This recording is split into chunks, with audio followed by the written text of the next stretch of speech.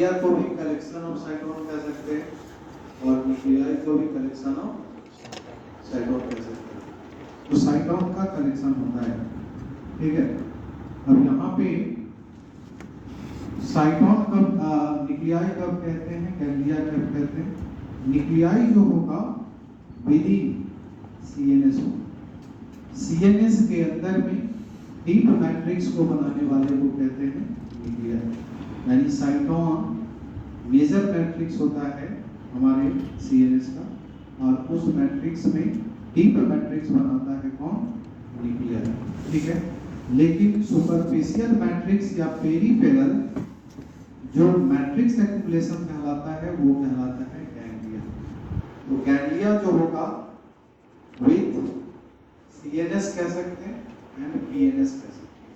मतलब सीएनएस के मैट्रिक्स के पेरीफेरी में होगा या पीएनएस में बीच बीच में कहीं पाया जाए, जैसे बोलते हैं जेनिकुलेट गैंग्लिया, वेसिकुलर गैंग्लिया। तो इस तरह के ये सब डिफरेंट जो वो पेरीफेरल गैंग्लिया होता है। तो यहाँ पर दिमाग में अब रखिए कि न्यूक्लियाई और गैंग्लिया में डिफरेंस क्या है। लेकिन गैंग्लिया और न्यूक्लियाई दोनों ही एक ही जैसा काम करता है, इसीलिए नर्वस सिस्टम आइदर ब्रेन से कंट्रोल हो सकता है या गैंग्लिया से कंट्रोल हो सकता है। सो दैट आप इसमें आप डिफरेंशिएट कर सकते हैं कि आपका ब्रेन होने के बाद आपका बॉडी कोऑर्डिनेट होता है, लेकिन एक इंसेक्ट के अंदर में, एक अर्थवर्म के अंदर में ब्रेन नहीं है, फिर भी उसका रेगुलेशन हमारे जैसा ही कर लेता है।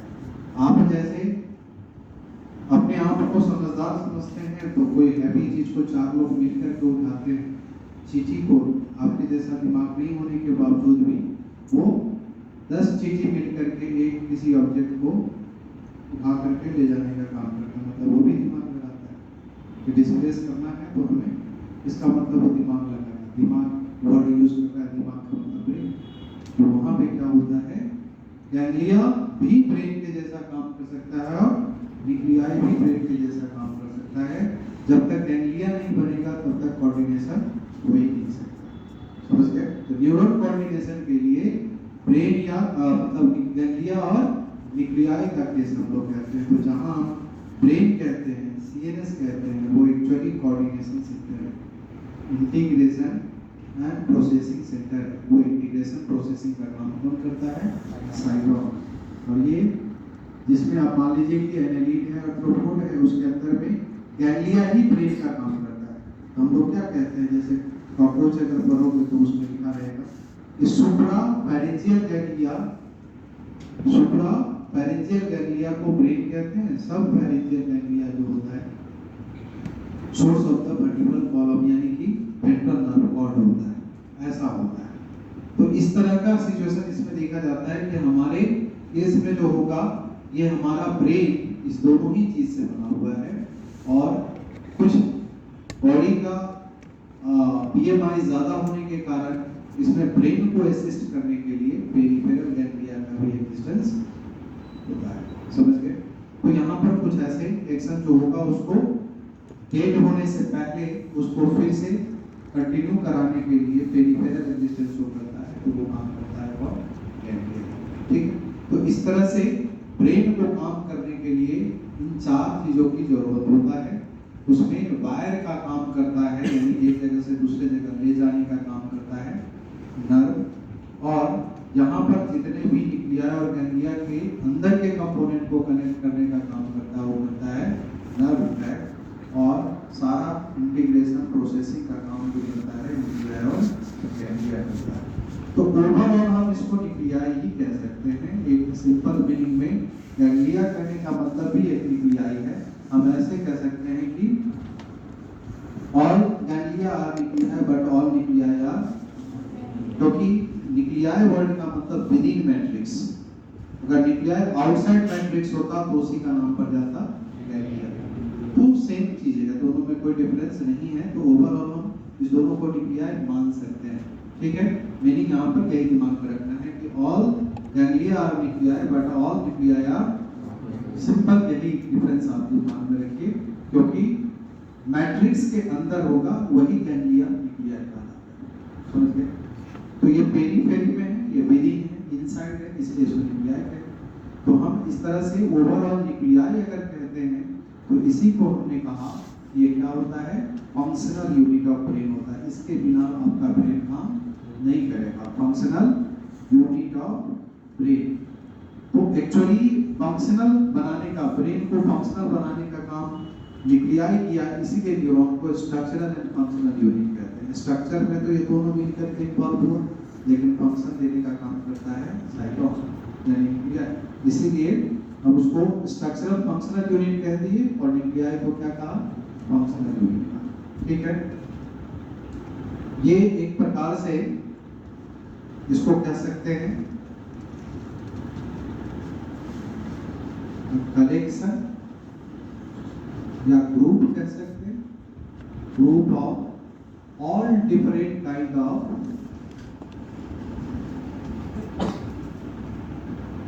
न्यूक्लियाई। अलग अलग न्यूक्लियाई के वैरायटी का कलेक्शन होगा। जितने न्यूरॉन, अलग अलग न्यूरॉन के वैरायटी का कलेक्शन शो करता है। जितनी वैरायटीज के न्यूरॉन का कलेक्शन होगा उतने वैरायटीज का फंक्शन कंट्रोल करेगा। समझ गए? हमारे ब्रेन में कई तरह का न्यूक्लियाई है और वो अलग अलग काम करता है, जो आप विजुअल एरिया के नाम से जानते हैं। आप नाम एनसीईआरटी में भी सुने होंगे, विजुअल कॉर्टेक्स है ना, ऑडिटरी कॉर्टेक्स। ये वर्ड जो यूज किया जाता है इसका मतलब क्या है, visual nuclei, auditory nuclei, hypothalamic nuclei, मतलब हर अलग अलग फंक्शन के लिए ये न्यूक्लियाई होता है। तो जिस कैटेगरी का न्यूरॉन का कनेक्शन होगा उसी कनेक्शन से वो न्यूक्लियाई होता है। समझ गए? इसका पर्पस क्या है, क्यों न्यूक्लियाई बनता है? तो हम इसे कह सकते हैं एक ऐसा स्ट्रक्चर जो ऑटोमेटिक कंट्रोल कर सकता है किसी भी एक्टिविटीज को। इसको कह सकते हैं site of automatic control of body activities. तो हमारा बॉडी का एक्टिविटीज को ये ऑटोमेटिक कंट्रोल कर लेगा, इसको इंटीग्रेट करके, प्रोसेसिंग करके, इस तरह की एबिलिटी होता है न्यूक्लियाई।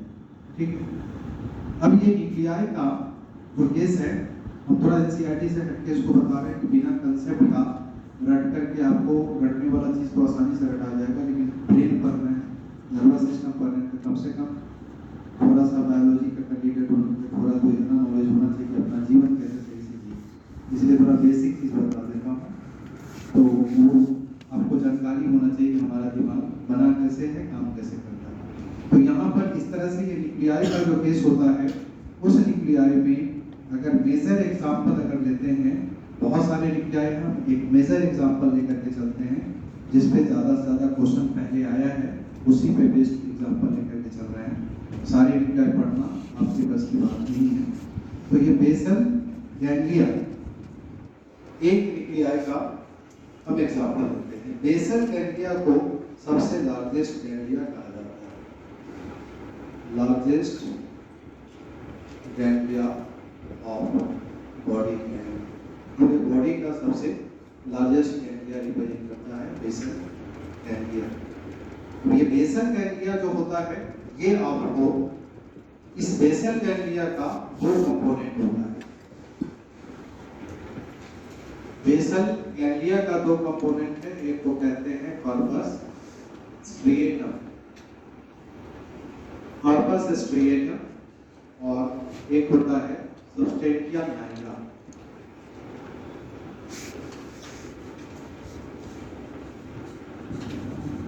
सबस्टेंटिया नाइग्रा,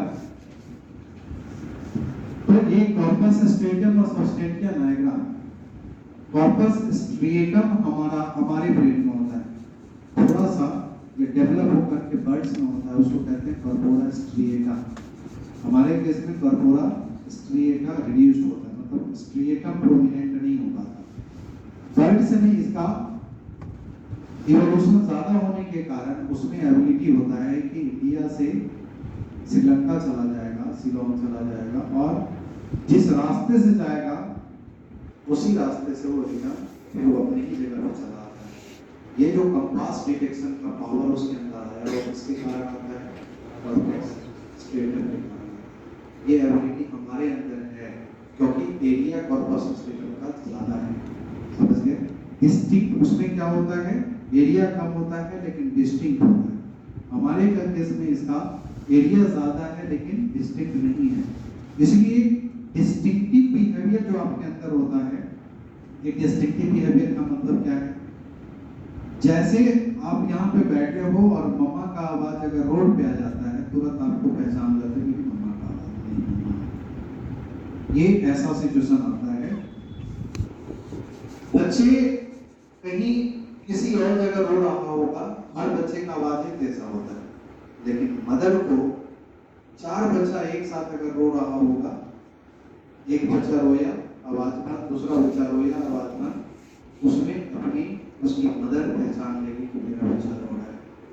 तो ये 4 बच्चे के साथ वो इस तरह का आइडेंटिफाई करने की एबिलिटी किसके कारण होता है? ये डेवलप होता है, इसके कारण होता है। आप यहाँ पे बैठे हो, अचानक आपके पेरेंट्स सामने खोल करके अपना नाम लेकर बुलाए, तुरंत आपका हार्ट बीट चालू हो जाएगा, ये सिग्नल चालू हो गया। ये जो इस तरह का रिस्पॉन्स आया, ऐसा डिस्टिंक्टिव बिहेवियर जो आता है वो आपको पर्पस स्टेटम के कारण होता है। ठीक है? इस तरह से सिचुएशन आता है आपके अंदर किसी भी तरह का कोई अपोजिट सेक्स के लिए फीलिंग ऑटोमेटिकली वो सिग्नल ट्रिगर करता है, वो ऐसे केस आता है किसके कारण। तो ये सारा जो होता है ना, ये इंस्टिंक्टिव बिहेवियर हमारे अंदर में लाने का काम करता है।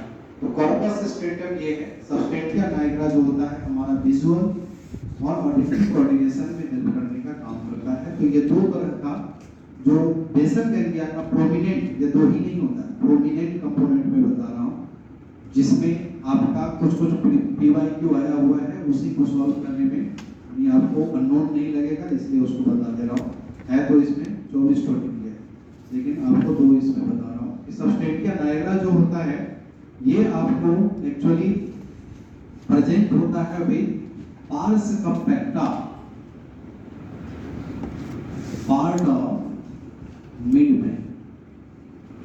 आपके मिड ब्रेन के पार्स कंपैक्टा पार्ट जो होगा उससे लगा हुआ रहता है सबस्टेंटिया नाइग्रा, और ये होता है डोपामाइन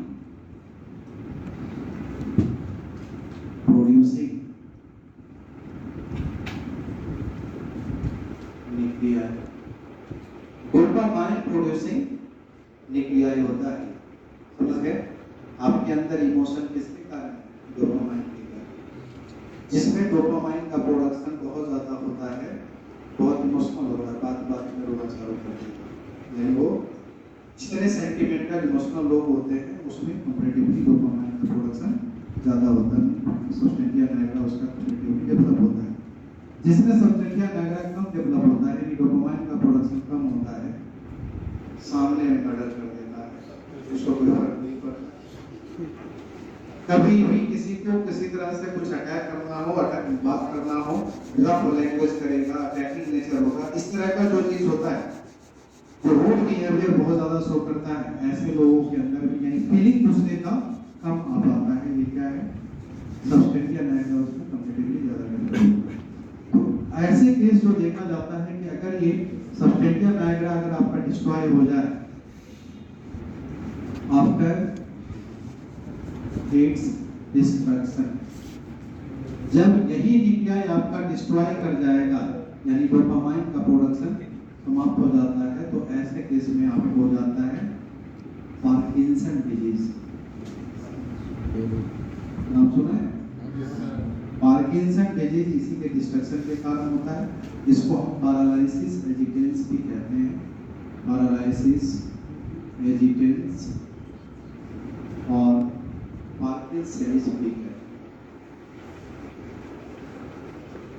पार्किंसन नाम का साइंटिस्ट जो है ये इसको एक्सप्लेन किया था और उसी के आधार पे ये नाम आया है। जनरली 40 इयर्स ऑनवर्ड जो होता है ये डिजीज होने का संभावना होता है अगर पर्सन अपने बिहेवियर पे कंट्रोल नहीं रखता, रिग्रेशन नहीं करता, तो ऐसे केस में पार्किंसन डिजीज होने का संभावना 40 ईयर ऑनवर्ड में लगी डिजीज होता है। ये याद रखिए कि डोपामाइन प्रोड्यूसिंग न्यूक्लियाई का डिस्ट्रक्शन होने से होता है पार्किंसन डिजीज। कॉर्पस स्ट्रिएटम की बात अगर करेंगे तो कॉर्पस स्ट्रिएटम जो होता है ये पाया जाता है आपको इन डीप और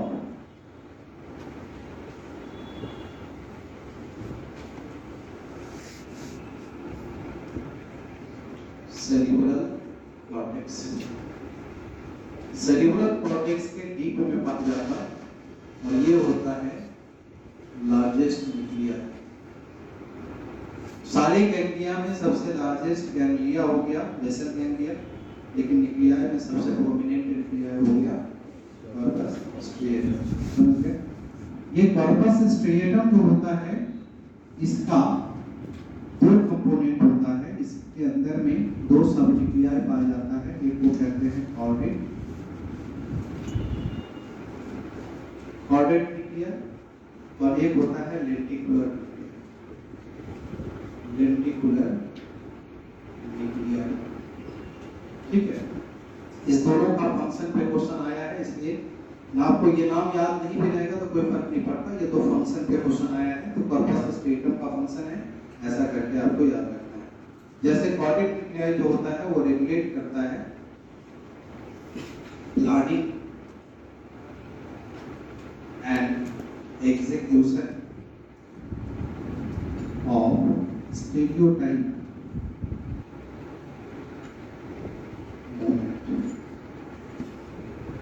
स्टेरियोटाइप मूवमेंट मतलब 3D मूवमेंट। डांस कोई करता है तो देखो, वो डांस करने से पहले अगर टर्न मारना है ऐसे प्रिपरेशन करता है कि कितना टर्न करना है, तब फिर इसके बाद जो है सो ये जो प्रिपरेशन है बॉडी में, इस तरह का जो प्लानिंग एग्जीक्यूशन होगा, मतलब जो भी एक्शन प्लान कुछ भी अगर ऐसा आएगा उसमें प्लानिंग एग्जीक्यूशन जो होता है वो कौन देगा? कॉर्डेट न्यूक्लिया। तो जो भी आपको stereotype movement, three dimensional movement पे प्लानिंग एग्जीक्यूशन होता है, आप व्हीलर के ऊपर बैठते हो और उस समय में बॉडी का कोऑर्डिनेशन की जरूरत होता है, तो उस केस में अपने बॉडी को प्लान करते हैं, पकड़ के रखना है, कैसे रखना है, इस तरह का होता है, क्योंकि वो डिपेंड करता है इस पे प्लस सेरिबेलम पे। कई लोग होता है कि व्हीलर के ऊपर बैठेगा और बैठने के बाद जो है बैठते समय नहीं मैं भी बैठूंगा, जब चालू होता है जैसे स्पीड होता है 1 से 2 टर्न होता है, बचाओ ऐसा हाल हो जाता है। अब वो चिल्लाता है क्योंकि उसका सेरिबेलम डेवलप नहीं है, मतलब सेरिबेलम डेवलप नहीं होगा तो चिल्लाएगा, और जिसका ये डेवलप नहीं होगा वो गिर जाएगा, मतलब वो अपना होल्ड भी नहीं कर पाता है, यानी प्लानिंग एग्जीक्यूशन उसका काम नहीं कर पाता है कि ऐसे सिचुएशन में अपने आप को बचाना कैसे। समझ में आया? तो इस तरह से कई लोग जो होता है वो आप देखोगे कि गाड़ी अगर स्पीड में है, आराम से चलते हुए गाड़ी से कूद जाता है, दौड़ते हुए अपने आप को बैलेंस कर लेता है। कई लोग स्पीड बहुत कम है, थोड़ा सा ऐसे डाला मतलब ऐसा सिचुएशन आ जाता है। इसका मतलब क्या है? उसके अंदर में ये आपको कॉर्डेट न्यूक्लियस डेवलप नहीं है। तो कॉर्पस स्ट्रिएटम का ये इंपॉर्टेंट फंक्शन दिखाता है। लेंटिकुलर न्यूक्लियस जो होता है ये परफॉर्म करता है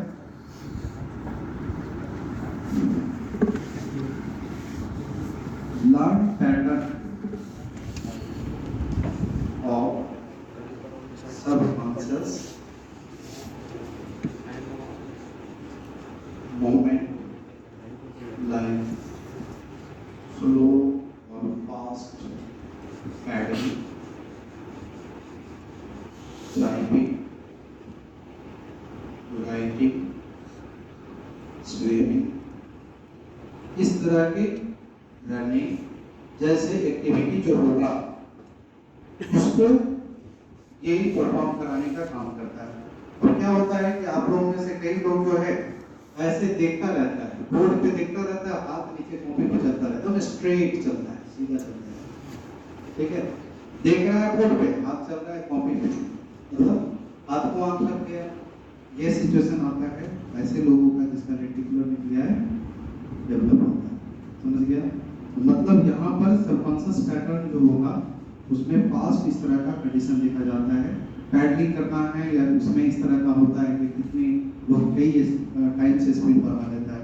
टाइपिंग से और में देखिए कितने लोग जो होता है, मतलब एक रिसेंटली एक चाइना की लड़की को दिखा रहा था, तो मतलब उसकी जो टाइपिंग स्पीड था कितना तो दिखाया था, वैल्यू लेकिन इतना फास्ट है कि आज तक कोई उतना काम फास्टेस्ट काउंट किया ही नहीं है। किस पे? टाइपराइटर पे, समझ गए? टाइपराइटर कैलकुलेटर पे, कैलकुलेटर पे ऐड करके जो मारा इतना पर एक तरफ कंप्यूटर पे कर रहा था, एक तरफ कैलकुलेटर पे कर रहा था। जब तक इसका सामान खो करके आराम से रेस्ट कर रहा है तब जाके कंप्यूटर पर कंप्लीट होता है। इतना फास्ट करने का मतलब उसका सबसे ज्यादा डेवलप क्या है? समझ गए?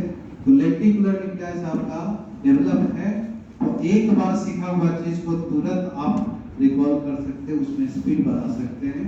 वैसा ये जो एबिलिटी है वो देने का काम करता है। तो इस तरह का होता है। क्योंकि कॉर्पस स्टेटम लार्जेस्ट न्यूक्लियाई है तो बहुत तरह के न्यूरोट्रांसमीटर का प्रोडक्शन होता है और इसके डिफेक्ट से अलग-अलग प्रकार का डिजीज होता है। तो जैसे एक पार्किंसन डिजीज पे क्वेश्चन आता है तो वो आपको मीनिंग समझ में आ गया कि डोपामाइन प्रोड्यूसिंग न्यूक्लियाई का डिस्ट्रक्शन होता है, यानी सबस्टेंशिया निग्रा के डिस्ट्रक्शन होने से पार्किंसन डिजीज होता है। उसी तरह से हंटिंगटन्स कोरिया एक होता है, हंटिंगटन्स कोरिया। हंटिंगटन साइंटिस्ट है, कोरिया का मतलब होता है ये इच होना, मतलब इचिंग का कंडीशन होना, मूवमेंट एबनॉर्मल होना, एबनॉर्मल मूवमेंट है। कई लोग होता है कि मतलब आपके साथ चलने के लिए कहेंगे, चलने के लिए बोला जाएगा तो आप और कि चलो वो भी चलेगा। वॉकिंग में कभी मॉर्निंग में देखना कुछ लोग ऐसे होते हैं, वॉकिंग में चलने के नाम पे लगता है उसके साथ आप चलोगे तो आपको दौड़ना पड़ेगा और उसका चलना और आपका दौड़ना वो बराबर हो जाता है। इसका मतलब ऐसे लोग जो होता है वो उसमें वो कंडीशन होता है जो हंटिंगटन्स कोरिया का केस होता है। तो ऐसे लोग जो हंटिंगटन्स कोरिया से सफर कर जाते हैं, मतलब उस तरह का जो लोग होगा उसमें ये दोनों डेवलप होता है। नॉर्मल पर्सन है और आप उसके साथ दौड़ रहे हैं, इसका मतलब उस पर्सन का ये दोनों डेवलप है। लेकिन अगर हंटिंगटन्स कोरिया हो जाता है तो वो नॉर्मल पेशेंट जो पहले बहुत स्लो था, ये डिजीज हो जाने के बाद वो हवा में उड़ना चालू करेगा, ऐसे मूव करता जाएगा, फास्ट की लोग पकड़ता रहता है, वो भागता रहता है और उसके बॉडी में कोऑर्डिनेशन थोड़ा सा अगर ऐसे से करो गिर जाता है, कोऑर्डिनेशन नहीं रहता है। तो ये हंटिंगटन्स कोरिया का कंडीशन शो करता है। समझ गए? इन्हें फास्ट मूवमेंट का कंडीशन चला आता है, मेमोरी लॉस हो जाता है, कई तरह का प्रॉब्लम आता है। आपको जनरली क्वेश्चन आएगा न्यूरोट्रांसमीटर पे तो उसको याद रखें कि ये होता है due to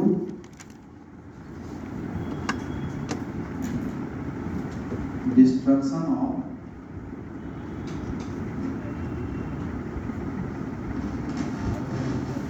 GABA secreting nuclei, acetylcholine secreting nuclei, ये दोनों के डिस्ट्रक्शन से होता है। अब यहाँ पर ध्यान रखना है क्वेश्चन में थोड़ा सा चेंज करेगा, आंसर बदल जाएगा। क्योंकि आप कभी पढ़े रहे होगा सिर्फ GABA के बारे में और वहाँ पर GABA चॉइस में रहेगा नहीं या चॉइस रहेगा भी तो आंसर बदल जाएगा। तो ये ध्यान रखना है कि डिस्ट्रक्शन GABA के डिस्ट्रक्शन से भी हो सकता है, acetylcholine डिस्ट्रक्शन से भी हो सकता है। ये कहाँ? तो GABA secreting nuclei जो होता है वो आपको रिप्रेजेंट करता है corpus striatum, nuclei of corpus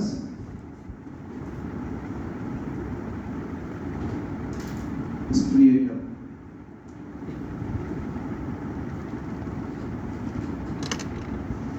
acetylcholine nuclei of other than corpus striatum।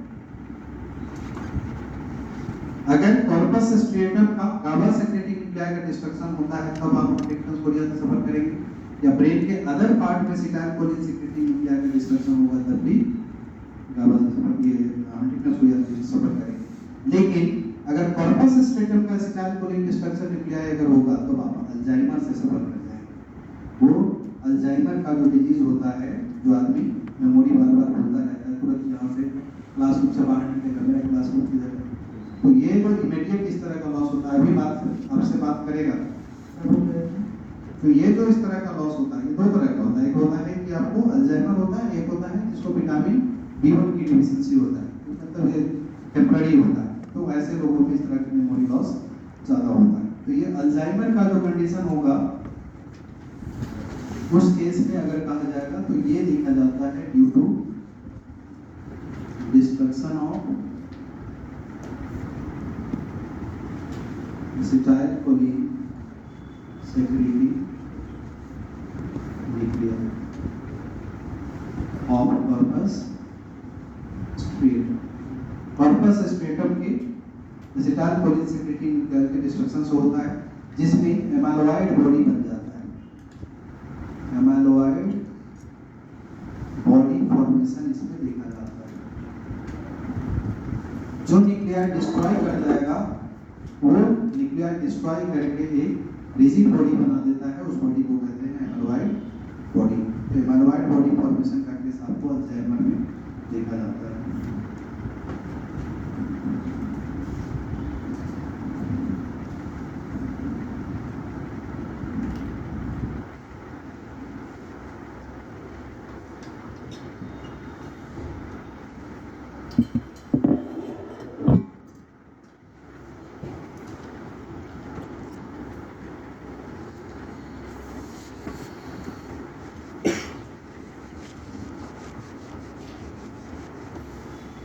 Schizophrenia होता है।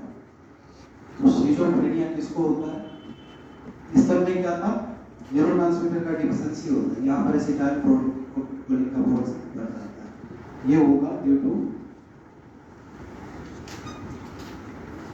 इंक्रीज इन प्रोडक्शन ऑफ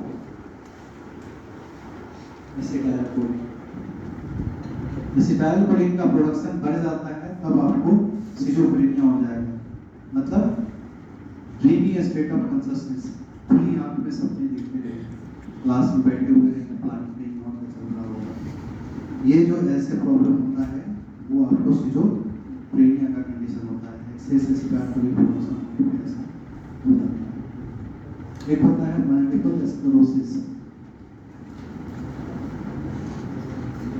ये ऑटो इम्यून डिजीज होता है, एक प्रकार का ऑटो इम्यून डिजीज है जो होता है due to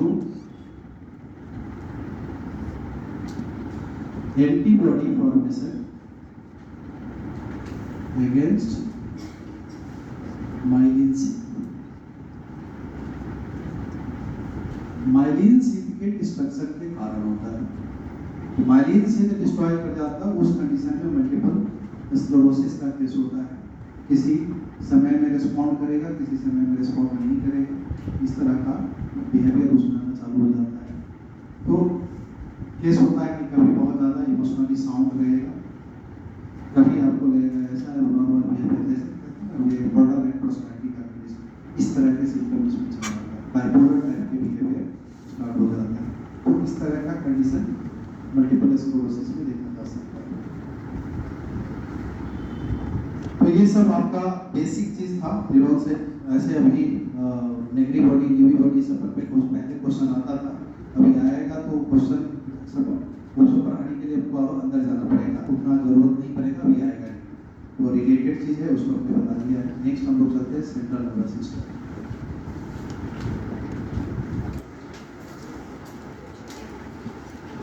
central nervous system, जी सर।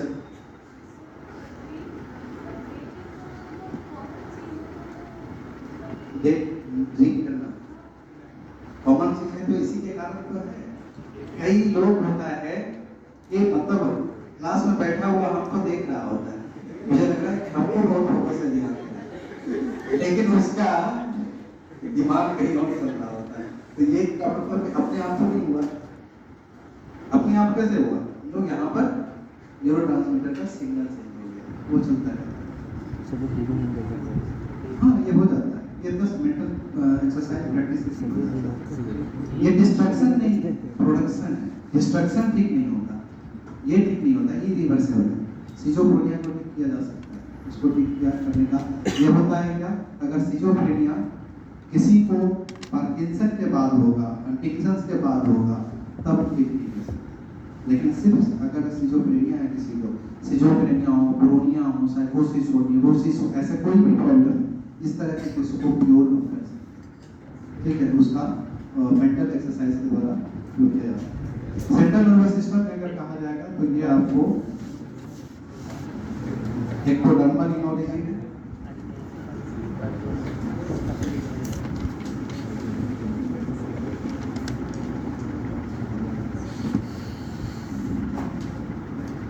डेवलप करता है, develop from embryonic nerve cord या न्यूरॉन फोल्ड कह सकते हैं।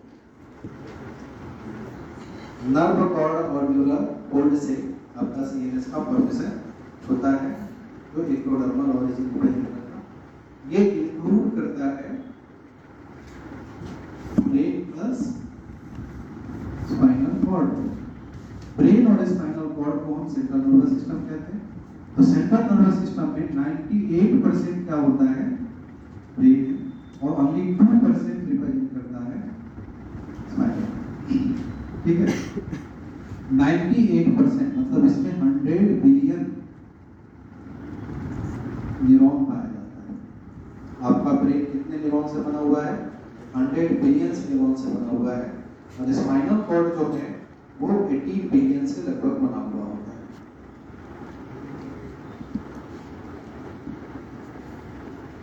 सॉरी 8 बिलियन, 8 बिलियन से बना हुआ होता है। ठीक है, अब यहाँ पर इस तरह का जो केस देखा जाता है, इस दोनों में क्या है, अगर आपका ये स्ट्रक्चर नॉर्मल है, नॉर्मल कंडीशन में, नॉर्मल डिजेनरेशन अगर कहा जाएगा, नॉर्मल डिजेनरेशन हमारे ब्रेन का कैसा होना चाहिए, नॉर्मल डिजेनरेशन चाहे स्पाइनल कॉर्ड का हो या ब्रेन का हो, 20% होना चाहिए at 70 years of age. 70 years में जाकर के अगर 20% हमारा अगर न्यूरॉन डैमेज करता है, चाहे ब्रेन का, यानी 100 बिलियन से 80 बिलियन हो गया, आपको 8 बिलियन से 6 बिलियन हो गया, ऐसा अगर इस तरह का अगर केस होता है तो आपका ब्रेन नॉर्मल रहेगा, 100 साल तक भी आप सबको अच्छे से पहचानोगे, बात करोगे, सकते हैं। लेकिन अगर 20% से अधिक रेट से डिजेनरेशन हो जाता है तो उसको हम लोग डिमेंशिया कहते हैं, मतलब मेमोरी लॉस और इरिटेबिलिटी का कंडीशन चला आता है। ऐसे लोग जो होंगे आपको आइडेंटिफाई नहीं करेंगे। कई ओल्ड लोग होते हैं वो पहचान नहीं पाते हैं, अपने बच्चे को रिकॉग्नाइज नहीं कर पाते हैं, मतलब ऐसा सिचुएशन होता है, उसका न्यूरॉन डिजेनरेशन मोर देन 20% के रेट से देखा जाता है। तो हम न्यूरॉन का डिजेनरेशन जो है हमारे बॉडी में, उस पर कंट्रोल रखना बहुत जरूरी होता है, और इसको कंट्रोल करने का एक ही तरीका है, हमें कम से कम केमिकल इंजेक्शन बॉडी में डालना चाहिए। जो बाहरी केमिकल जो ड्रग्स देते हैं, फीवर तो चलो पैरासीटामोल खा लेते हैं, बॉडी पे एनाल्जेसिक ले लेते हैं, कुछ भी ऐसा, कुछ भी सर्दी खांसी हुआ, चलो लिकोडिन पहले नहीं लेकिन क्लैमर 650 ले लेते हैं, मतलब ऐसे जितना जल्दी रिकवर कर सके। आपको 3 दिन बीमार क्यों रहे, आज ही ठीक होना है, एक बार हाई पावर ले लेते हैं, ठीक हो ना हो पावर डाल दें, तो ऐसे सिचुएशन में हो जाएगा काम, और लास्ट में इफेक्ट करता है किसको, ये हमारे बॉडी में प्रोड्यूसिंग पिगमेंट बनाता है, इसको नाम होता है प्रोड्यूसिंग पिगमेंट। यही पिगमेंट हमारी डिजेनरेशन का कारण है। तो जितने भी एडिशनल ऑक्सीडाइजिंग फैक्टर हमारे बॉडी में जाता है, वो एक पिगमेंट बनाता है, वो पिगमेंट हमारे बॉडी को डिजेनरेट करता है, और हम अपने आप को डिग्रेड करते चले जाते हैं। पहले के जो साधु महात्मा हुआ करते थे, ऋषि मुनि हुआ करते थे, हजारों वर्ष तक सर्वाइव, अभी भी अंबाजानी है, अंबाजानी 115 ईयर हो चुका है, और वे बिना खाना पानी का सर्वाइव कर रहा है। मतलब क्या है, ये आपके बॉडी में जितना कम से कम केमिकल जाएगा, आपका बॉडी उतना प्रोलॉन्ग करेगा। मतलब आप अपने बॉडी में इंट्रोपी मत राइज होने दीजिए, इंट्रोपी को कंट्रोल करने का काम करिए, और एब्नॉर्मल केमिकल इंडक्शन से बचाइए, जिससे कि आपके ब्रेन का पार्ट डैमेज ना हो, क्योंकि हर काम ब्रेन ही करेगा, और वो अगर डैमेज हो जाता है तो आपका डिप्रेशन हो जाता है। तो ये आपका देखा जाता है। इसमें अगर कहा जाएगा सेंट्रल नर्वस सिस्टम का प्रोटेक्शन जो देखा जाता है, ये आपको होता है विधि बोनी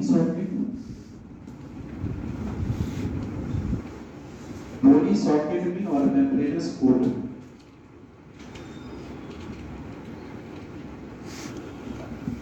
बोनी सॉकेट और मेम्ब्रेनस कोट के द्वारा आपके सीएनएस का प्रोटेक्शन होता है। तो ये बोनी सॉकेट जो होगा दो प्रकार का है, एक तो क्रेनियम जिसको हम ब्रेन बॉक्स कहते हैं, क्योंकि ये प्रोटेक्ट करता है आपके ब्रेन का प्रोटेक्शन देने का काम करेगा क्रेनियम। एक हो गया न्यूरल कैनाल। न्यूरल कैनाल जो कि वर्टिब्रल कॉलम में पाया जाता है, ये आपके स्पाइनल कॉर्ड को प्रोटेक्ट करता है। बॉडी सॉकेट दो प्रकार का हो गया, क्रेनियम और न्यूरल कैनाल। ये क्रेनियम ब्रेन को प्रोटेक्ट करता है, न्यूरल कैनाल स्पाइनल कॉर्ड को प्रोटेक्ट करता है। मेम्ब्रेनस कॉर्ड जो होता है इसको हम मेनिंजेस कहते हैं, इसे कहा जाता है मेनिंजेस। जो मेनिंजेस एक्चुअली कनेक्टिव टिश्यू होता है, इसको कहते हैं connective tissue coat, lined with simple squamous epithelium. Simple squamous epithelium का लाइनिंग इसमें पाया जाता है, बना हुआ है कनेक्टिव टिश्यू का। लाइनिंग किसका है? सिंपल स्क्वामस एपिथेलियम का। तो इसका लाइनिंग आपको रिप्रेजेंट करता है। तो मेनिंजेस 3 प्रकार का आपके ब्रेन में प्रेजेंट होता है, उसको रिप्रेजेंट करता है पाया matter, arachnoid and dura mater.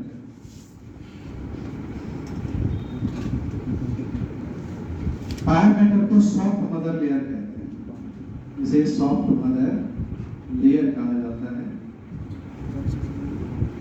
Arachnoid को स्पाइडर वेब लेयर कहते हैं, स्पाइडर वेब लेयर कहते हैं। ड्यूरा मैटर को हार्ड मदर लेयर कहा जाता है।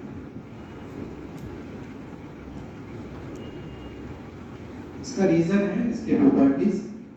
जो आपको पाया मैटर होता है वो actually thin, vascular,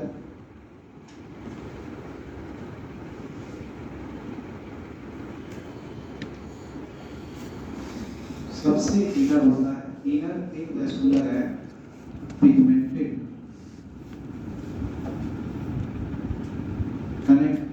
areolar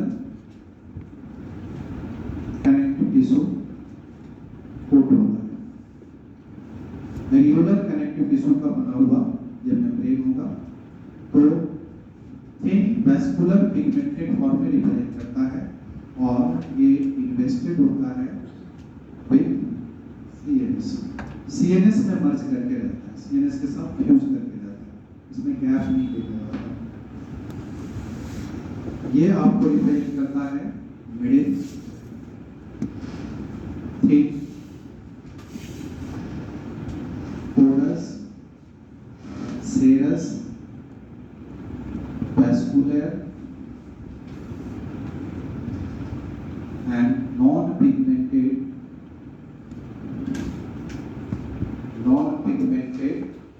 reticular connective tissue coat है। कोट कहीं मेम्ब्रेन कहीं, तो ये मेम्ब्रेन आपको इस तरह का शो करता है। ये हो गया थिक पोरस सेरस एंड vascular। सेरस मतलब आर्टरी फ्लूइड से भरा हुआ, सीएसएफ से भरा हुआ रहेगा, और वैस्कुलर नॉन पिगमेंटेड रिप्रेजेंट करता है। इस तरह का ये दिखा था। ये दोनों का दोनों जो होता है कांटेक्ट में रहता है। ये पाया मैटर मर्ज किया जाता है, पाया मैटर फ्यूज रहता है सीएनएस से, सीएनएस पाया मैटर फ्यूज रहता है सीएनएस से, और पाया मैटर से कांटेक्ट में रहता है एरेक्नॉइड, इसलिए इसको लेप्टोमेनिक्स कहा जाता है। इस दोनों को मिलाकर के लेप्टोमेनिक्स कहते हैं। लेप्टोमेनिक्स फॉर्म में रिप्रेजेंट करता है। ये एरेक्नॉइड को कैरेक्टरिस्टिक ऑफ मैमल कहते हैं, सिर्फ मैमल्स में प्रेजेंट होगा, characteristic of mammals, only mammals में ये प्रेजेंट होगा। जो मैमेलियन फीचर है आपको एरेक्नॉइड, नॉन मैमल्स में नहीं पाया जाता। फ्रॉग में एरेक्नॉइड नहीं होता, ओनली पाया मैटर है, ड्यूरा मैटर उसमें देखा जाएगा। ये होता है outer thick tough non vascular और नॉन पिगमेंटेड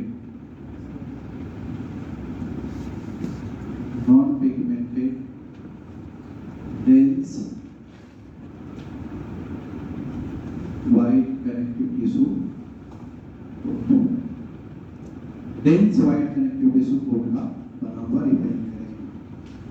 तो ड्यूरा मैटर जो होता है वो हार्ड मदर लेयर कहा है इसलिए कि वो थिक टफ नर्व में रिप्रेजेंट करता है। यहाँ क्या था, वेस्कुलर पिगमेंटेड, यहाँ क्या है वेस्कुलर बट नॉन पिगमेंटेड, यहाँ क्या है नॉन वेस्कुलर नॉन पिगमेंटेड। इस तरह से ये मेम्ब्रेन का कैरेक्टर आपको शो करता है। यानी आपका ये जो सीएनएस है, तो सीएनएस के अंदर में जो कैविटी होता है उसको हम लोग कहते हैं सेंट्रल कैनाल, समझ गए। सेंट्रल कैनाल जो होगा ब्रेन में वेंट्रिकल कहलाता है, स्पाइनल कॉर्ड में न्यूरोसिल कहलाता है। तो ये इस तरह से इसका लाइनिंग सिलिएटेड एपिथेलियम से होता है, बताया था। इसके अंदर जो है कौन सा सिलिएटेड एपिथेलियम होता है, काइनोसिलिएट कॉलमनर, जिसका नाम क्या दिए थे इपेंडाइमा। इपेंडाइमा, इसके इस लाइनिंग को इपेंडाइमा कहते हैं। और इससे फ्यूज करके ये थिन मेम्ब्रेन होता है, इसको हम लोग कहते हैं पाया मैटर।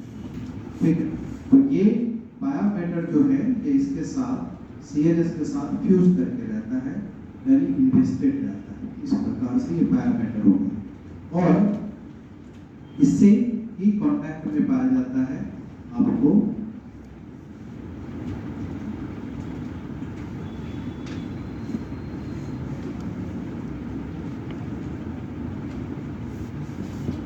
एरेक्नोइड, जो कि रेटिकुलेटेड फॉर्म में रिप्रेजेंट करता है।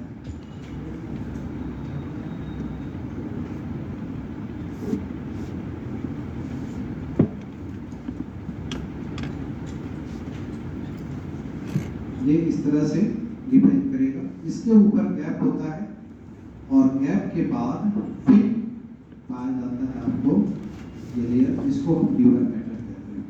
ये हो गया ड्यूरल मैटर। इस तरह से ये ड्यूरल मैटर का रेजिस्टेंस देखा जाता है। तो मेनिंजेस का जो रेजिस्टेंस है वो इस प्रकार का है। इसके ऊपर बोनी सॉकेट पाया जाता है, चाहे क्रेनियम हो या वर्टिब्रल कॉलम। ठीक है, तो इस तरह से ये देखा जाता है। अब इसमें क्या होता है कि मैमल्स के केस में ये सब ड्यूरल स्पेस, एपिड्यूरल स्पेस जो होगा वो एपिड्यूरल स्पेस फैटी होता है, फैटी या लिम्फॉइड टिश्यू से भरा हुआ रहता है। नॉन मैमल्स में ऐसा नहीं होता, वो खाली होता है, एपिड्यूरल स्पेस भी खाली रहता है। तो ये हो गया आपको बोनी सॉकेट, वो चाहे क्रेनियम हो सकता है या वर्टिब्रल कॉलम हो सकता है। ये आपको एपिड्यूरल स्पेस कहलाता है, इसको कहते हैं एपिड्यूरल स्पेस, जो फील्ड होता है with fatty lymphoid tissue, fatty lymphoid tissue से भरा हुआ रहेगा एपिड्यूरल स्पेस। इसके नीचे आपका हो गया ड्यूरल मैटर, ये ड्यूरल मैटर है। ड्यूरल मैटर के नीचे जो होता है उसको सब ड्यूरल स्पेस कहते हैं, सब ड्यूरल स्पेस कहते हैं। सब ड्यूरल स्पेस में सीएसएफ नहीं पाया जाता। यहाँ पर सब ड्यूरल स्पेस में सीएसएफ नहीं होता है, लिटिल फ्लूइड होगा, वाटरी फ्लूइड होगा, लेकिन वो सीएसएफ नहीं होता है। ये होता है with little watery fluid but not CSF. ये ध्यान रखना, यहाँ पर चॉइस में पहले आया हुआ है कि सीएसएफ कहाँ एब्सेंट होगा। तो ये एपिड्यूरल स्पेस में एब्सेंट होगा, सबड्यूरल स्पेस में एब्सेंट होगा। वहाँ पे आपको सीएसएफ नहीं पाया जाता। सबड्यूरल स्पेस में आपको वाटरी फ्लूइड होता है और एपिड्यूरल स्पेस में फैटी टिश्यू होता है। ये हो गया मेनिंजेस का दूसरा फॉर्म, जिसको कहते हैं एरेक्नोइड। ये रिप्रेजेंट करता है एरेक्नोइड को। और एरेक्नोइड में जो ये स्पेस है दैट इज सब एरेक्नोइडल स्पेस, इसको कहते हैं सब एरेक्नोइडल स्पेस, जिसके अंदर में एरेक्नोइडल विलाई पाया जाता है। इसमें प्रेजेंट होगा सीएसएफ। ठीक है, यहाँ पर आप देखिए ये जो मेनिंजेस है, इस मेनिंजेस को क्या बोला, पाया मैटर। ये हो गया पाया मैटर।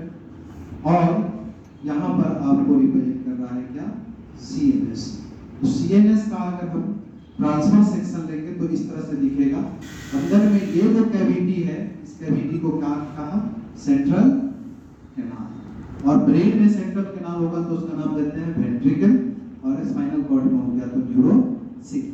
ठीक है, ये दोनों भरा हुआ होता है इसके द्वारा, CSF से, filled with CSF। Cerebrospinal fluid कहाँ प्रेजेंट होगा? सब एरेक्टोइडल स्पेस में एंड सेंट्रल एनाल में। समझ में आया? तो इस तरह से ये अगर हम मेनिंजेस और उसके अंदर के जो स्पेस है उसकी अगर बात करें तो इस तरह से रिप्रेजेंट करता है।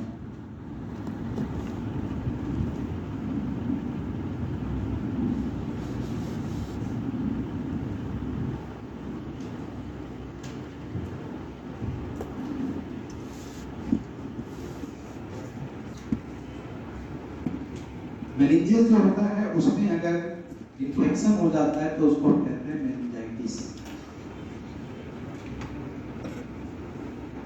मेनिंजाइटिस जो होता है जिसको मियादी बुखार कहते हैं, मतलब मस्तिष्क ज्वर, ये आपको मेनिंजाइटिस आपको देखा जाता है कि एक प्रकार से पेनफुल इन्फ्लेमेशन देता है, पेनफुल इन्फ्लेमेशन ऑफ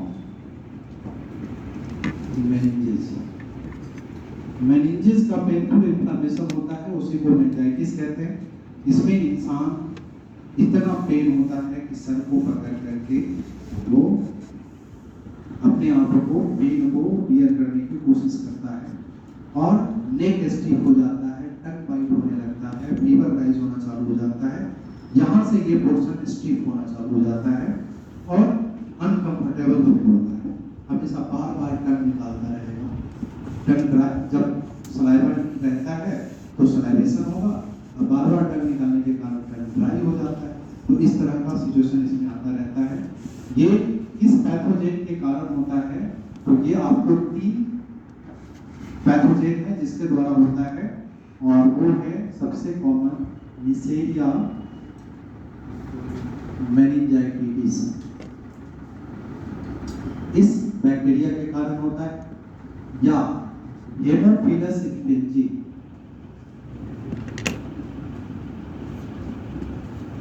इसके द्वारा भी होता है, और स्ट्रेप्टोकोकस निमोनिया। तो आप याद रखें कि अगर निमोनिया हो जाता है, थ्रोट इन्फेक्शन हो जाता है, इन्फ्लुएंजा होता है और ये लंबे समय तक होगा तो आपको मेनिंजाइटिस हो सकता है। तो इसलिए ऐसे कंडीशन में इसके इन्फेक्शन को रोकना जरूरी होता है। दूसरा यहाँ पर एक कंपोनेंट हमने कहा CSF, सेरिब्रोस्पाइनल फ्लूइड। CSF का मतलब हो गया सेरिब्रोस्पाइनल फ्लूइड। ये आपको सेक्रीट किया जाता है, एक्चुअली सेक्रीटेड बाय प्लेक्सस। हमारे ब्रेन में 2 तरह का प्लेक्सस होता है, इंटीरियर एंड पोस्टीरियर प्लेक्सस होता है। इस दोनों प्लेक्सस से प्रोड्यूस होता है। प्लेक्सस जो बोथ इंटीरियर एंड पोस्टीरियर, ये दोनों ही प्लेक्सस CSF का प्रोडक्शन करता है। तो प्रोड्यूस किया जाता है CSF के द्वारा, प्लेक्सस के द्वारा। और ये CSF एक्चुअली कैसा है? CSF एक्चुअली सिमिलर टू, इसको कंपोजिशन में लिख देते हैं। इसकी जो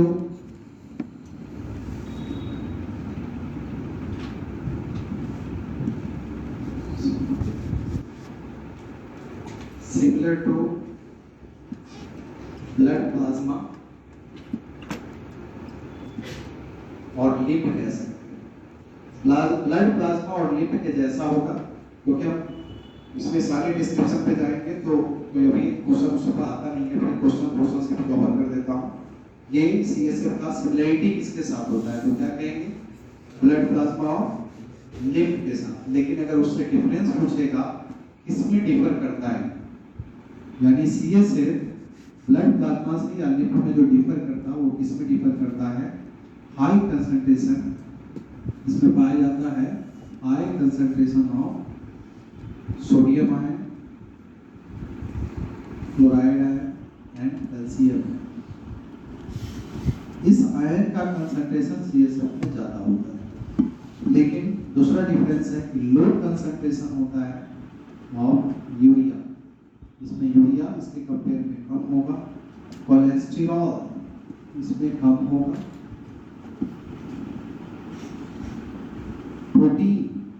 प्रोटीन में कहने का मतलब एल्बुमिन है globulin, albumin, globulin and leucocytes. Leucocytes ये कम होता है। तो आपके ब्लड प्लाज्मा से सीएसएफ का डिफरेंस अगर बोला जाएगा तो आप सेम है, नेचर सेम है, पीएच सेम है, सिर्फ यहाँ पर इस तरह का होता है। जैसे हमारा ब्लड सर्कुलेटरी फ्लूइड है बॉडी का, सीएसएफ सर्कुलेटरी फ्लूइड है, सीएनएस। समझ गए? तो सीएनएस के सर्कुलेटरी फ्लूइड को हम लोग कहते हैं सीएसएफ, इसलिए नाम पड़ जाता है सेरिब्रोस्पाइनल फ्लूइड।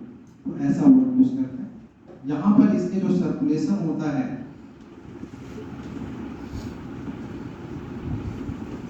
सर्कुलेशन अगर सीएसएफ का बोला जाएगा तो सीएसएफ एक्चुअली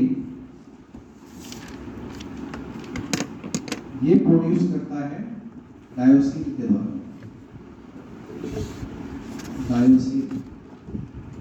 डायोसिन सीएसएफ को प्रोड्यूस करने का काम करता है। डायोसिन को क्या कहते हैं?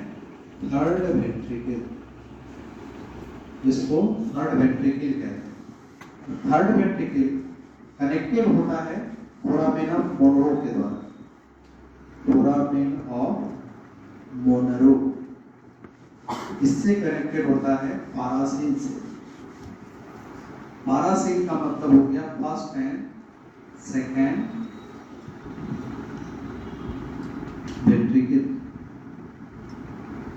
फर्स्ट एंड सेकेंड वेंट्रिकल को कहते हैं पारासील। तो यहाँ पर सीएसएफ जो होता है उसका सर्कुलेशन का कंडीशन अगर देखा जाएगा तो इस तरह से आप ले सकते हो, ये इसे प्रोड्यूस करता है और इसमें फिर रिटर्न जाता है, वहां से पारासील में जाता है, क्योंकि इसमें इंटीरियर प्लेक्सस पाया जाता है। इंटीरियर कोलॉइड प्लेक्सस इसमें पाया जाता है और पारासील से जो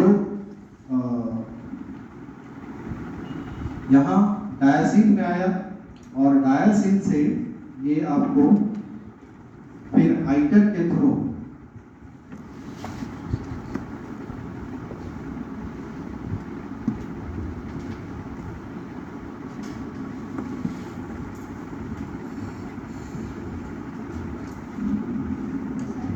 जी सर अभी बता देते बोल दी तो बता देते।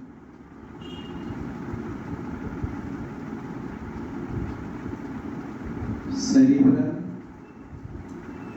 एक्वेडक्ट ऑफ सिलियस, इसको कहते हैं ventricle of mid brain. Mid brain के वेंट्रिकल को कहते हैं आइटर, मतलब डायसिल से जाता है आइटर को और आइटर को ही सेरिब्रल एक्वेडक्ट ऑफ सिलियस कहते हैं। यहाँ से ये आ जाता है मेटासील। मेटासील का मतलब फोर्थ वेंट्रिकल, ये हो गया फोर्थ वेंट्रिकल। और फोर्थ वेंट्रिकल में प्रेजेंट होता है foramen of Magendie and foramen of Luschka. Foramen of Magendie, foramen of Luschka, इसके थ्रू चलाता है सब एरेक्नोइडल स्पेस में, जो भी आप फिगर में देखते हो सब एरेक्नोइडल स्पेस में चला जाएगा।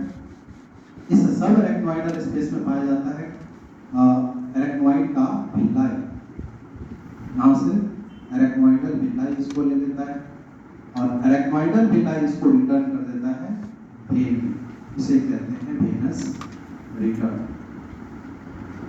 वेनस रिटर्न कर देता है। इस तरह से सीएसएफ का सर्कुलेशन देखा जाता है। मतलब आप इस प्रकार से देखिए, ये हो गया आपका फर्स्ट एंड सेकेंड वेंट्रिकल,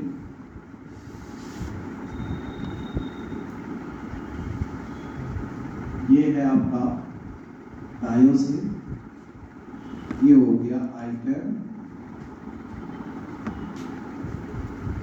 ये हो गया मेटासील और ये फोरामेन ऑफ पोपाली के थ्रू चला जाता है स्पाइनल कॉर्ड में। ये इस तरह से आपके ब्रेन के अंदर का कैविटी ऐसा होता है।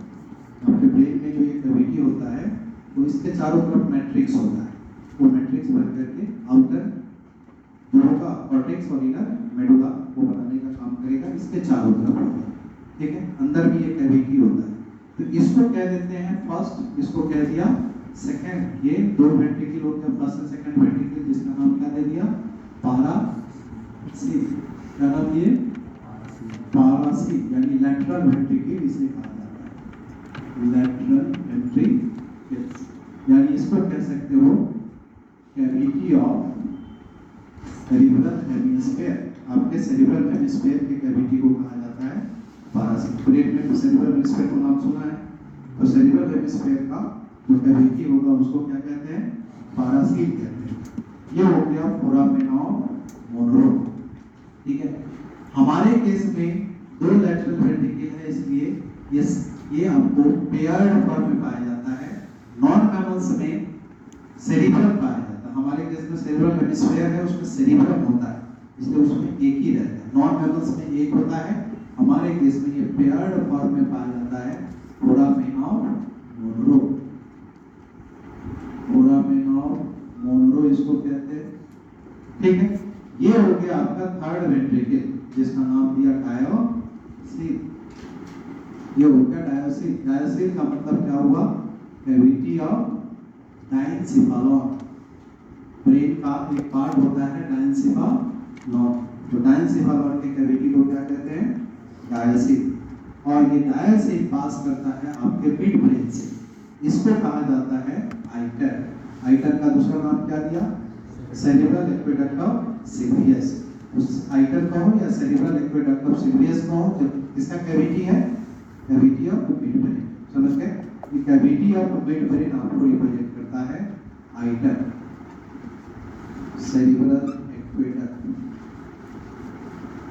ऑफ सिग्रियस। तो ये आपका मिड ब्रेन का कैविटी हो गया, और यहाँ से आ जाता है मेटासील। ये हो गया मेटासील। मेटासील को क्या कहा फोर्थ वेंट्रिकल। फोर्थ वेंट्रिकल ये रिप्रेजेंट करता है कैविटी ऑफ मेडुला ऑब्लिंगेटा। मेडुला ऑब्लिंगेटा के कैविटी को कहते हैं मेटासील। तो अब देखिए यहाँ पर क्या होता है, इसी डायोसील में प्रेजेंट होता है एंटीरियर क्रोवाइड प्लेक्सस, और मेटासील में ये प्रेजेंट होता है पोस्टीरियर क्रोवाइड प्लेक्सस। ये जो प्लेक्सस है इसको कहते हैं एंटीरियर क्रोवाइड प्लेक्सस। हमने कहा था कि ये सबका प्रोडक्शन कौन करता है प्लेक्सस, बोथ एंटीरियर है पोस्टीरियर। तो एंटीरियर क्रोवाइड प्लेक्सस ये हो गया, और इसे कहते हैं पोस्टीरियर क्रोवाइड प्लेक्सस। ये दोनों ही सीएसएफ का प्रोडक्शन करता है। ये मेटासील जो होता है, मेटासील में एक होता है मिड डॉर्सल फोरामेन और एक होता है बायलेटरल फोरामेन। बायलेटरल फोरामेन ये जा करके दोनों ही फोरामेन सब एरेक्नोइडल स्पेस में खुलेगा। मान लो ये यहाँ पर ये हो गया आपका क्या पाया मैटर, ये हो गया पाया मैटर। तो इसके नीचे क्या होगा एरेक्नोइड, एरेक्नोइड के स्पेस वाला पोर्शन क्या होगा सब एरेक्नोइडल स्पेस। ये सब एरेक्नोइडल स्पेस में खुलता है। इसके ऊपर हो जाता है ड्यूरा मैटर, सबसे बाहरी लेयर हो गया ड्यूरा मैटर। तो यहाँ पर इस तरह से सब एरेक्नोइडल स्पेस है जिसमें ये खुलता है, इसको कह दिया सब एरेक्नोइडल स्पेस। इस स्पेस में खुलता है आपको foramen of Luschka, foramen of लुस्का। ये पेयर्ड हो गया, ये पेयर्ड डॉर्सो बायलेटरल होता है और ये मिड डॉर्सल होता है। ये जो रिप्रेजेंट करता है इसको कहते हैं फोरामेन ऑफ मेजेंटी। ये फोरामेन ऑफ मेजेंटी होता है जो मिड डॉर्सल फोरामेन होता है।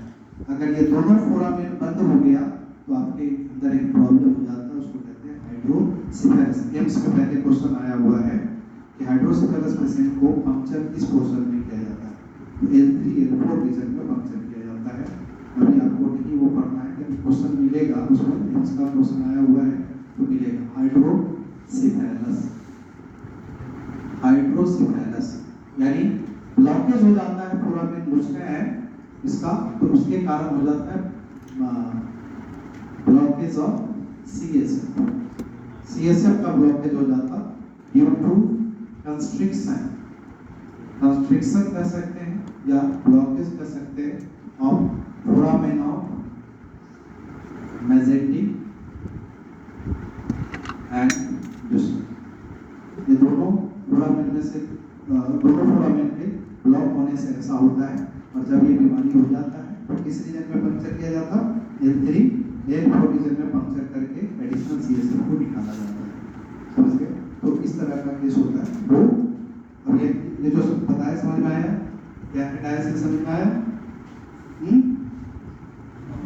नहीं, ये सारे मैनेजेस हैं पैरामीटर, एरेक्नोइड, ड्यूरामेटर। उसके अंदर में ये सब एरेक्नोइडल, ये इसके नीचे का स्पेस सब एरेक्नोइडल स्पेस है, कम्युनिकेशन इस प्रकार का।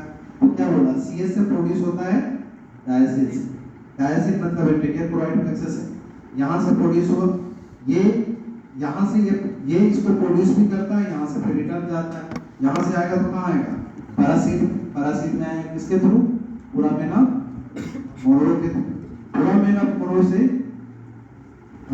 मतलब डायरेक्शन उल्टा देंगे ऐसे हो। फोरामेन ऑफ मोनरो के थ्रू पैरासिल से डायसिल में जा रहा है, और ऐसे केस में फिर ये डायसिल जो होगा वो डायसिल से फिर आ रहा है किसमें? आइटर। ठीक है, डायसिल से आइटर में आया, आइटर से भी कहाँ जाएगा? मेटासिल को। मेटासिल से भी कहाँ चला जा रहा है? सब एरेक्नोइडल स्पेस को, और इसमें एरेक्नोइड में भिलाई होता है, तो फिर उसको वेनस रिटर्न। ओके, थोड़ा क्यों फिगर बना दिया था भी, फिगर बनाने के बाद भी समझने में दिक्कत है, वो फिगर बनाता नहीं। रीसा ने बोला कि क्या है, इसलिए उसको मैंने बताया। ये आपके ब्रेन के अंदर का कैविटी, आपका सेरिब्रल हेमिस्फीयर जो होता है इसके चारों तरफ होता है, डायनसिफालॉन इसके चारों तरफ होता है। ठीक है, मिड ब्रेन इसके चारों तरफ होता है, मिडला ओब्लांगाटा इसके चारों तरफ होता है। समझा? तो ब्रेन का ये जो पोर्शन उसके अंदर में कैविटी है, वो कैविटी में फ्लूइड कैसे सर्कुलेट करता है, आता कहाँ से है और जाता कहाँ है, वही हमने बताया। तो आप देखिए कि ये प्लेक्सस जो होता है, ये दोनों प्लेक्सस सीएसएफ प्रोड्यूस करता है। तो यहाँ पर सीएसएफ का प्रोडक्शन बेकिंग से किया किसे? डायसिल से। डायसिल इसको बनाया है, यहाँ से फिर रिटर्न कहाँ जाए? डायसिल को ही जाए। ये बना रहा है तो यहाँ से ये जो डायसिल में बना, यहाँ से जाने के बाद फिर यहाँ से कहाँ जाएगा? पैरासिल को। ये इस डायसिल से पैरासिल जा रहा है, तो डायसिल से पैरासिल जा रहा है, फिर पैरासिल से फिर रिटर्न आएगा। समझ गए? मतलब ये जो मूवमेंट है आप इस तरह से बाई डायरेक्शनल कह सकते हैं कि इधर से आया और इधर फिर रिटर्न जाता है, ऐसे। ठीक है, तो यहाँ पर यहाँ से बना, इसमें गया, इससे फिर यहाँ आया, और यहाँ से फिर कहाँ जाएगा? आइटर है। तो ये आपको डायसिल से होकर जा रहा है, तो वो एरो दिया है आइटर। ठीक है, आइटर में आया, आइटर मतलब मिड ब्रेन में आया, अब मिड ब्रेन से कहाँ गया? मेटासिल। मेटासिल में आया, इसके बाद ये मेटासिल में आ गया, और मेटासिल से इसको ओपनिंग होकर के, पोर होकर के चला गया किसमें? सब एरेक्नोइड स्पेस में। तो सब एरेक्नोइड स्पेस में, और ये जो एरेक्नोइड होता है उसमें एरेक्नोइडल भिलाई ऐसे प्रेजेंट होता है, ये भिलाई अब्सॉर्ब करके कहाँ ले जाएगा? ब्लड को रिटर्न।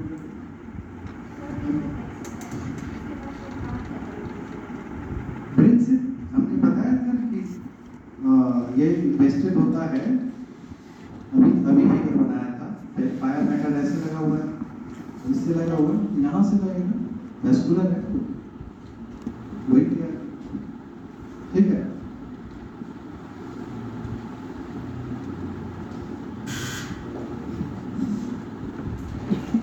ब्रेन और आगे स्टार्ट।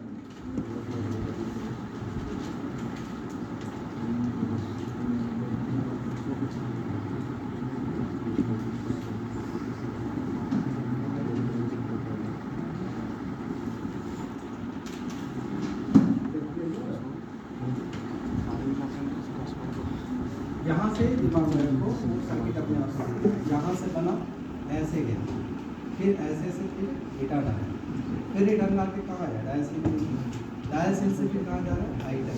वहाँ डायसिल से आगे आइटर, आइटर से फिर आया मेटासिल, नीचे आपको मिला, वहाँ से आइटर, आइटर से मेटासिल, मेटासिल आया, और मेटासिल के बाद सब एरेक्नोइडल स्पेस किसके थ्रू जा रहा है? फोरामेन मेजेंटिक, वही लिखा है ना, फोरामेन मेजेंटिक। उसके थ्रू चला गया सब डर्माटोलॉजी और इस एरेक्नोइड में पाया जाता है एरेक्नोइड वेनस लिम्फ का भी क्या होता है वेनस यानी कि CSF और लिम्फ एक ही जैसे पैटर्न को शो करता है दोनों ही वेनस निकल लेता है इसलिए हमने कहा कि CSF सिल्वर है नियस प्लाज्मा ठीक है जैसा लिम्फ है वैसा वो है डिफरेंस यहाँ पर इस कंपोनेंट मेन डिफरेंस को इस चीज़ में डिफरेंस